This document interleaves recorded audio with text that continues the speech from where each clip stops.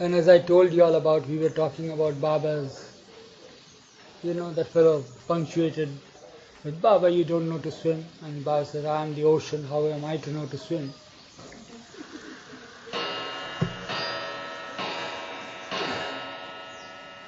So at that time I thought of that episode. Have you all heard that we got drowned in the ocean once? Have you all heard of that story? No? Yeah. So it happened with this blue bus. Before New Life, Baba sat in this blue bus for about 40 days. Exact number was 40 days, called The Great Seclusion. There's a small booklet on it. The recorded diary is there. The Great Seclusion is known as. After that he got out of it, and of course it was all segregated. This side, all the men mandali and the women mandali had not to come there. There was a partition created, and only those who attended on him were there, 2 or 3 people there, and the rest had nothing to do with it. We had our own cooking, we had everything our own, nothing from here. It's in the same spot where it is? Yeah, it's the same spot, but that side, yeah. The cabin was not there where I lived there. It was not there because it was on the hill at that time. So there was an open space there. It was all a sort of a courtyard was created by partitions of bamboo matting. So then after he got out of the seclusion, he said to me that, oh, it's a terrible strain that I had. He now tried to select a place for me that where I can go for about a week for recreation, just to relax. So I knew that his recreation and his relaxation was not like ordinary human beings. His real recreation and relaxation is to be with his loved ones, his lovers. We are, you may call it, likers. Yeah, like that, But his lovers are the ones who have abandoned themselves to his love. You see. So what happened is that we need to have a place where his loved ones are there. I gave him 2 or 3 names of the places, and he selected the place where there was a good mosque there, and he says, yeah, that's a nice place. It was on a beach. It has a beach there, and a seaside place. A small township is there. It's not a big town. Township is there. We had been there quite often. And there was a rest house built on a rock jutting inside the ocean there. He liked the place. He says, yeah, that's a good place. I like it. We'll go there. It's far away from here, it must be about 500 miles from here. So then he said, well, with me will go your sister, and Mera, Mani, and Katie, were you there? Katie Ulti, she was there with us. And Gaver was there. 3 or 4 women were there, 4 or 5 women were there, and I was the driver. So we went out. I took him to that place. He was comfortable, made comfortable. And when he's comfortable, it's fine. The whole world is comfortable for us. Then after a day of rest over there, he says, now that we are now right at the ocean, let the women have a little swimming there. They would love to go to swim and all that, but find a secluded place for them on the beach. Some secluded beach should be found out. So the next morning I went out in search of a nice spot. Eventually I came across that under a grove, palm trees were there and all that, and a very secluded spot there. But it took a long detour was there. But within an hour we reached there, about 3 miles like that, on a sandy bank or beach.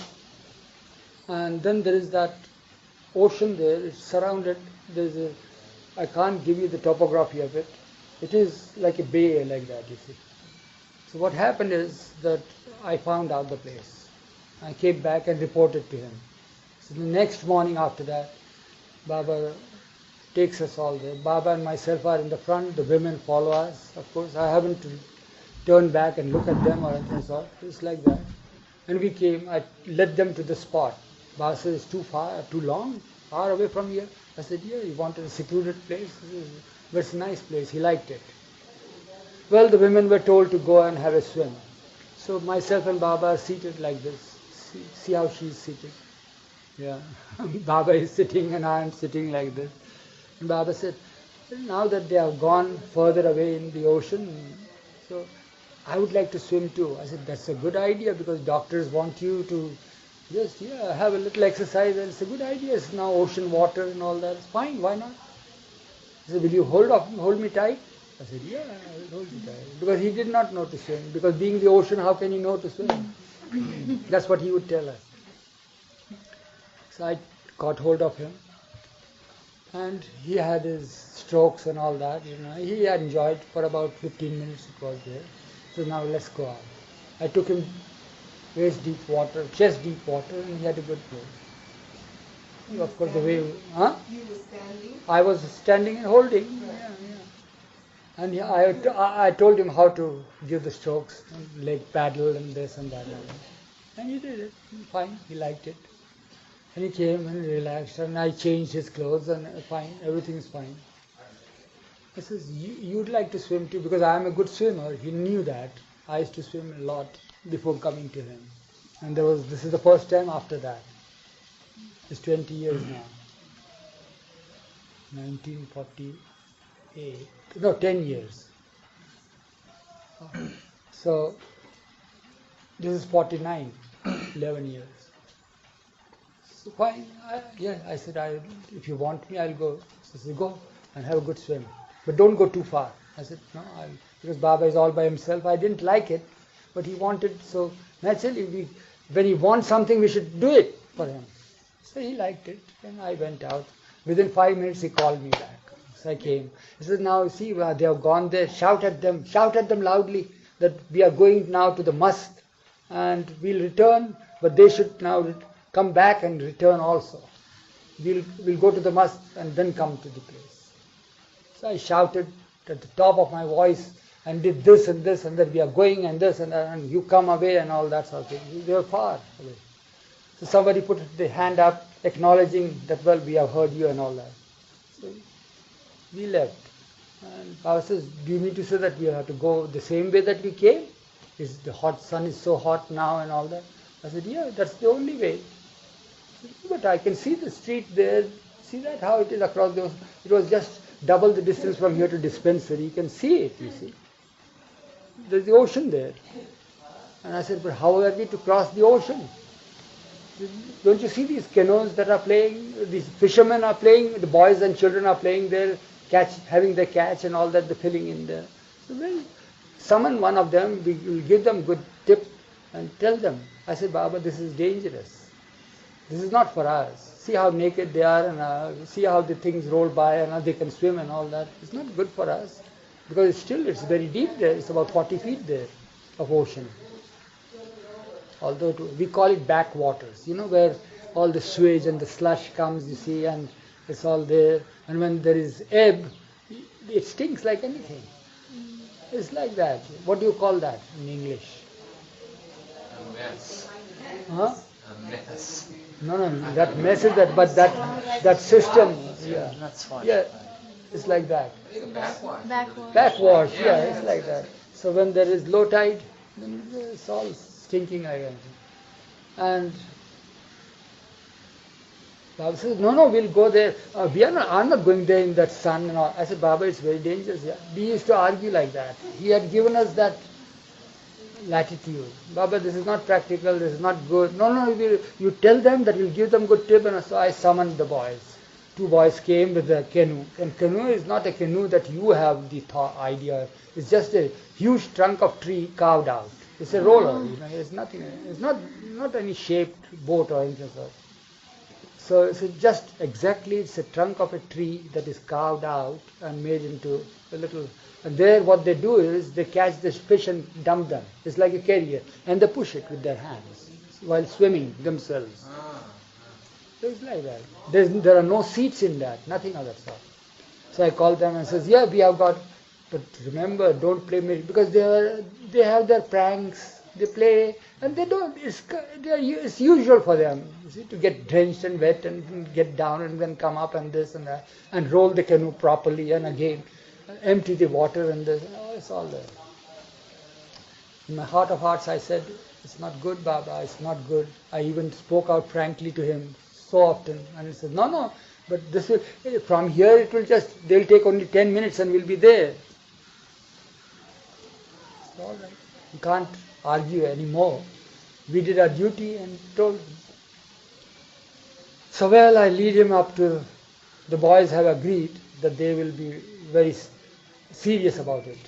I gave them the impression that, well, he is a great person, and he's my boss and he wants to go there and he wants to see how you all fare and see that you behave properly. He says, no, we'll do it. I said, if you take us safe there, we'll tip you nicely. They agreed. They were very happy. So I told Baba, I led Baba there. As soon as Baba puts his first step there, it starts wobbling. I said, Baba, still time. We shouldn't go. This is not that. This is not proper. No. So he put his next step there and he went and sat down quietly. And of course it became steady. It was there. Then it's my turn. In my hand there is another satchel there, wherein there are 3 bottles of pure water for Baba. I used to carry it. Baba's board is there, Baba's sandal there, Baba's napkin and soap box and everything in that satchel. First aid, emergency. Usual thing that for me to carry with him when I go with him. So having that imbalanced thing, you see, I put my step there, balanced myself, and started wobbling like anything. I went and sat down quietly. And of course they started pushing us. And we went halfway and Baba says, see how it is now, we'll go very soon, we'll be there. I said, yeah. But still in my heart of hearts, I said, it's so dangerous, And sure enough, some boy, noticing these 2 boys being serious, they can't accept any seriousness in that atmosphere, you see. And he says, how can they be so serious like that? This is the human psychology.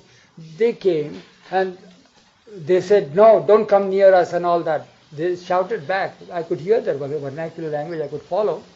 But what happened, one urchin, what he did, he went underwater and went there and pulled, those two boys are holding the 2 sides of the canoe and they're pushing, they're swimming, and that's how we are floating.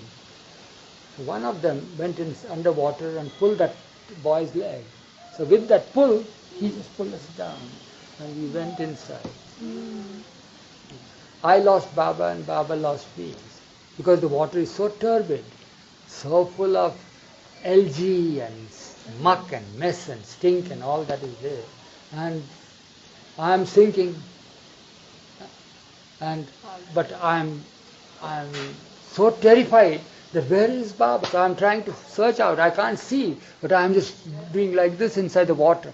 And luckily, I'm sinking because of the load that is there. And with that I'm trying to fumble. So luckily I got hold of the arm. Baba's arm is here like that. You see. That's right. But I'm still sinking, and I allowed myself to sink because I knew that it is impossible for me with all this load and myself to come up. You see, it will be great strain for me. So I allowed myself to get down because I knew that it is very soon I'll reach the bottom. And then I gave a tight kick there and then floated myself, got up there, and then I got the momentum and I got up there. And now we are with my satchel in one hand, Baba in the other, and I'm swimming. I said, Baba, you remember I told you to paddle, with the legs, you do that, you see. And I'm swimming, you see, with my legs I am doing that, you see. But it's not paddling with me. The strokes with the legs that we do to get forward, that's good. So, but Baba is paddling and keeping himself aloof and up above and this. And, it was, I don't know, eternity for me to get him from here to there, you see, with all that load. There means it's double the distance. From here to the dispensary, it must have been double the distance. See that dispensary there? It is double the distance that we swam. So we reached there, totally exhausted. And Baba is there and I am there. And I don't know how much of that muck Baba must have swallowed, I don't know. Totally exhausted. After 2 minutes, Baba says, see how we are now. He looks at me and says, see what's all this? I said, yeah. So quickly I said, now Baba, let us go. And there is the main bazaar there, you see. And we don't want to show ourselves like ghouls over there, you see. So yeah, all the LG is sticking around here and there, all that. And so I said, Baba, now let's cross the street and go behind some building. So I took him round. Immediately we got an opening and we were there at the back and there was nobody there. All hustle bustle was on the main road. At the back there was a dilapidated building. It had no roof, I still remember. And there I made him sit. There was a rock there. I made him sit there. And I said, Baba, now I'll get some water. But then what about the clothes? I said, then what to do? I said, you run and get me a new pair of clothes. I said, but how to leave you like that? You will be here all by yourself in silence. And that was one of the times when he was all by himself. Wow. Because throughout our life with him, we never kept him all by himself. Yeah. And there was another time, in my life with him, of course. I don't know in people's life with other times. Only on 2 occasions I had to leave him back like that. So he said, you run and get me, hurry up and go and I'll be seated. Baba, don't move under any cost. How will I find you then otherwise? So he remained seated. I'm telling him to remain seated, don't move about. So he said, yeah, I'll be here. You go, run. So I go there and of course I break open the door because women are not there. They are all closed. I break open one of the windows there, climbed through that and opened his bag because I knew his bag. And then I got the fresh clothes, a towel and ran back. I was there and Baba was there. Went to one of the houses, got a pail got rope, there was a well there, got water, poured water over him and cleansed his body and all that. Made him, dried his body, made him wear fresh clothes and he was like an angel there. With white sadra and all ironed and this and that.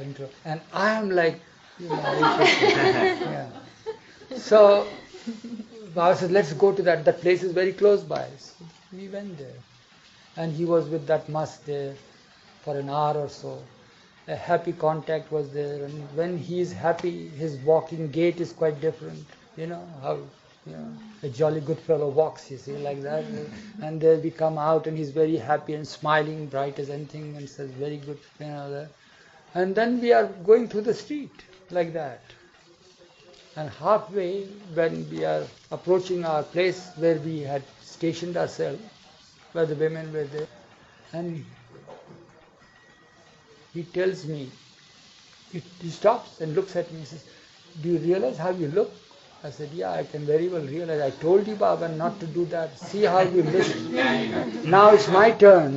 He's telling me how you look. I said, yeah, I know how I look. But how we missed, you see. See how it was?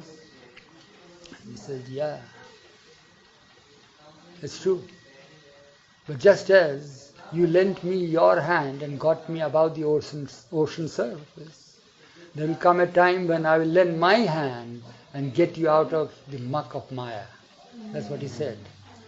Well, it was good. I had heard over there. I'm still waiting for his hand, but still it's like that. But then what happened is that the women had not, the women had come. So now I had that bundle of that dirty clothes, you see. What to do? And they should not know about it. So what I did was I stored myself behind, there was a bathroom there, the door was open, so I just threw that bundle there and kept it there. And that was the mystery for them. How could his clothes be so soiled like that, you see. You remember that I was telling? Yeah. So that was the mystery they wanted to know. What is it? Because they would wash the clothes and they had never seen such a sight of his clothes. What had happened? So that day I told them this story. They had not known anything. After years passed. That was 1949 and this is now 1969. Yeah. 20 years later. Yes. Satara also, one time happened. You said one time or two times you met Baba alone. Yeah. So I was with Baba coming from Rosemead to Grafton. Yeah. Then what happened when we came to that near the bungalow? in which Baba had occupied another bungalow in Midway. So Baba told me, in the meantime, a man who had a shop would come often to Baba. They were very good fellows. So they had come for darshan, and Baba told me to tell them to go. So they left. Then when they left, disappeared, Baba told me, you go and tell him to come back. And I just obeyed Baba. I said, Baba tells me, if I not obey him, he may be angry on me that I tell you a thing and you are not doing. So I left, but it was near Grafton, and no person were about. Satara is calm and quiet place. So I went. I ran after that man. Ran. After when I came back, then I found Baba had himself gone to the Grafton and it is like that. But Baba did not ask me any time why you left me that time alone, things like that. Because if Baba would tell me why you left me alone, I would say, Baba, what I can do? You say, be obedient to me, obey me. So I obeyed you like this. One time it happened in my life, only one time, once. It was in Satara. Eruch, did Baba ever bring up that subject again of the falling in the ocean? No, Did he ever mention the boys who tipped him over, any of that stuff? nothing. It was just, it was brought again as a theme when the women asked about the clothes. Why were the clothes so dirty? 20 years later. Yeah, come on. Huh? Do you think there's any kind of karma that could be incurred by doing something to the avatar like that? Well, I don't know. That you'll have to ask Jack or somebody who deals in karma.